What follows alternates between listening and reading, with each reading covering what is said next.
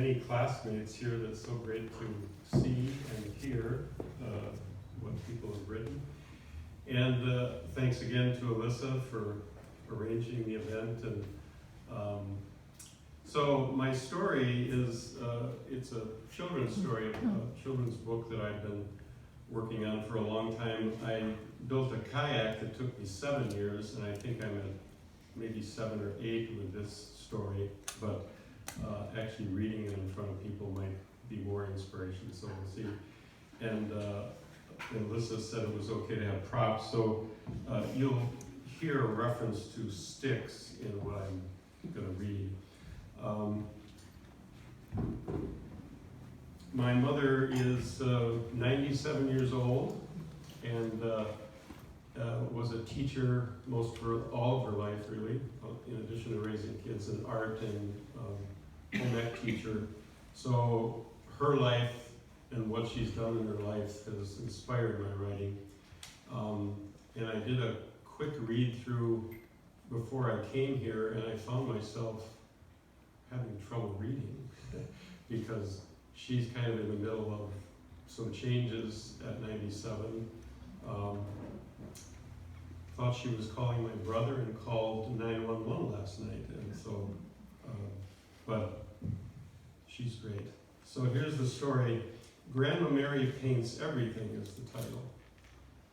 Martha and Paul,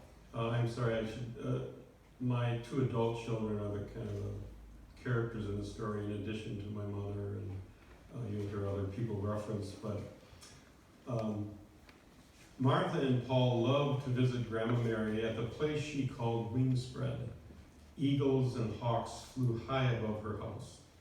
There were trees to climb, trails to hike, hills for sledding, and air so fresh that Martha and Paul always slept very well on their overnight visits.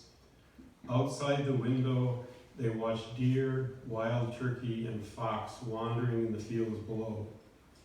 Everywhere they turned in that big house were the most interesting paintings and artwork. Not the hanging on the wall with a frame around the edge paintings. Oh, she had some of those too, but the regular paintings weren't what caught their eyes. Grandma Mary painted everything. Tables, chairs, old pails, magnets, sticks, drinking glasses, old school desks, wooden boxes, mailboxes, baby cradles, Christmas tree ornaments, shoes, that's right, she painted shoes, children's blocks, ladies' scarves, footstools, wooden spoons, broom handles, lampshades, shovels, and, well, you get the idea. Don't you wonder why she painted all these different things? Did you paint all these things, Grandma? Asked Martha. Why, yes, I did, said Grandma Mary. I don't get it, said Paul. That picture of the tulips is very pretty, but why did you paint that old pail and that pair of shoes? You're wondering why I paint all these unusual things, said Grandma Mary. Yes, I mean, they're really cool, said Martha, but couldn't you just buy a new pail or a pair of shoes with the colors you like? Grandma Mary knew they weren't the first to wonder. I learned a long time ago that paint can make something old look new, or change one thing into a new thing, or keep an old thing from ending up in the trash. When I was 8 years old, my dad, your great-grandpa Art, brought home an old bicycle that looked like it belonged in the trash. At first I was embarrassed thinking about my friends seeing me on that bike, but he cleaned it up, added a new coat of paint, and when I saw it, I thought it was just about the prettiest thing I'd ever seen. My friends oohed and awed every time I rode by their houses, and they wanted to try my new bike. That's how I learned that painting is about creating something good and about the old becoming the new. For me, it's like magic.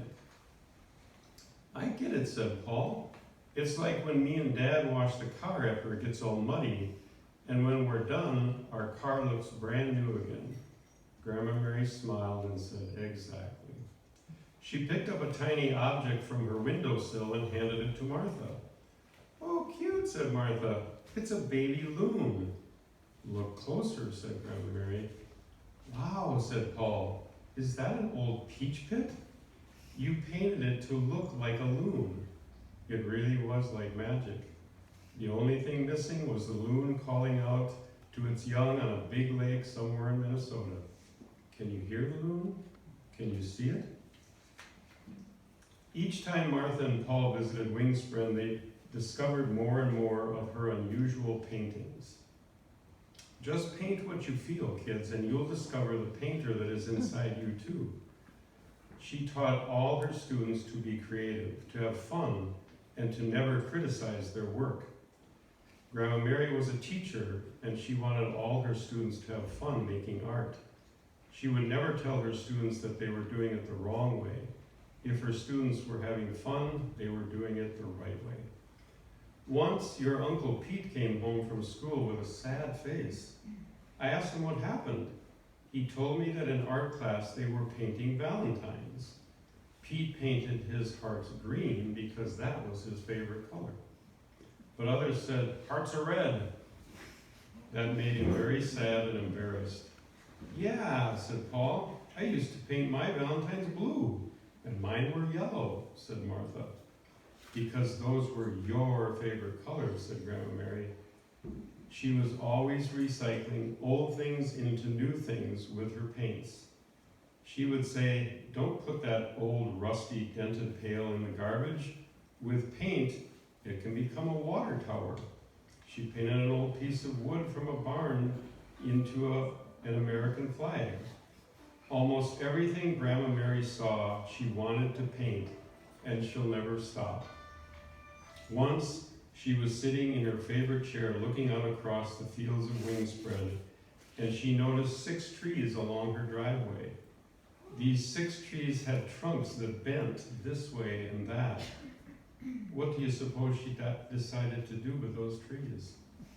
You're right, she painted them. Mm-hmm. Martha asked Grandma Mary, is there anything you thought about painting but then said, I really can't paint that?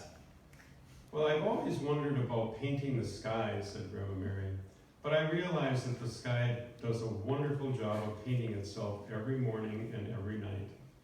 You're right, said Paul, but just for fun, could we paint the sky?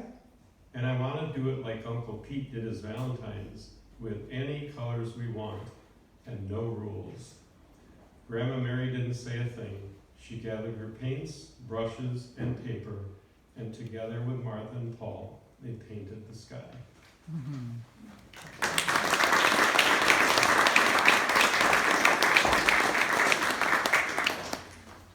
And next is Lydia and